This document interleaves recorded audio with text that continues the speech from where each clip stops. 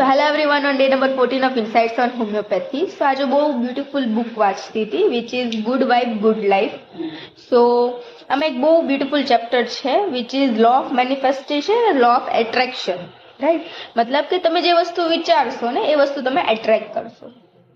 તો what is disease શું છે? રાઈટ, તો ડિઝીઝ બી એક ટાઈપનું તમે કોઈ કોન્સ્ટન્ટ થોટ પ્રોસેસ પર વિચાર કરો છો ને તમારી બોડી એ વસ્તુને એટ્રેક્ટ કરે છે, એ ડિઝીઝને એટ્રેક્ટ કરે છે, કેમ કે નેગેટિવ થોટ પ્રોસેસના લીધે ડિઝીઝ થાય છે. રાઈટ, સો યસ, તમે જેવું વિચારશો, જેવા થોટ પ્રોસેસ કન્ટિન્યુઅસ માઇન્ડમાં રાખશો એવી જ ડિઝીઝ તમે એટ્રેક્ટ કરશો. For example, constant financial stress છે, મની રિલેટેડ સ્ટ્રેસ છે, તો તમારા બોડીમાં ડાયાબિટીસ આવવાનું જ છે.